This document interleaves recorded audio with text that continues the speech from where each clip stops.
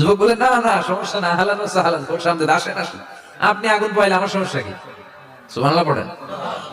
আল্লাহ শুকরিয়া করে উনি বসলেন আর আগুন পোহাচ্ছেন। আর খেয়াল করলেন যুবক রুটি বানায় আর পরে আস্তাগফিরুল্লাহ, রুটির দলা বানায় পরে আস্তাগফিরুল্লাহ, খামির বানায় আর পরে আস্তাগফিরুল্লাহ। উনি প্রশ্ন করলেন, যুবক ঘটনা কি? আসার পর থেকেই তোমার দেখতেছি তুমি রুটি বানাও, রুটি বিক্রি করো আর পড়ো আস্তাগফিরুল্লাহ।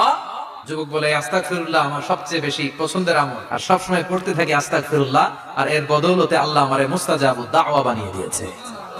তুমি মুস্তাজাবুদ দাওয়া, রুটিওয়ালা। সব দোয়া কবুল করে নিয়েছে আল্লাহ, একটা দোয়া ছাড়া। কি সেই দোয়া? আল্লাহ তোমার কাছে আমার চাওয়া, আমি যেন এই ইমাম আহমদ ইবনে হাম্বলের দেখে মরতে পারি, আমি যেন ইমাম আহমদ ইবনে হাম্বলের হাতে হাত রেখে মুসাফা করতে পারি আর তার কপালে একটা চুমু এঁকে দিতে পারি। আহমদ ইবনে হাম্বল আবেগপ্রবণ হয়ে গেলেন, চোখের পানি ছেড়ে দিলেন, বলেন, যুবক তোমার এই দোয়াটাও কবুল হয়ে গিয়েছে। আমি নিজেই আহমদ ইবনে হাম্বল।